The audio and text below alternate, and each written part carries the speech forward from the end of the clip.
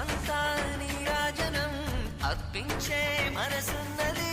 మధుర నేలు మా తెలుగు నాయకుల మధుర సాహితీ రసికతలో కట్టబొమ్మ తొడగొట్టి లేచిన తెలుగు వీరగణ చరితలలో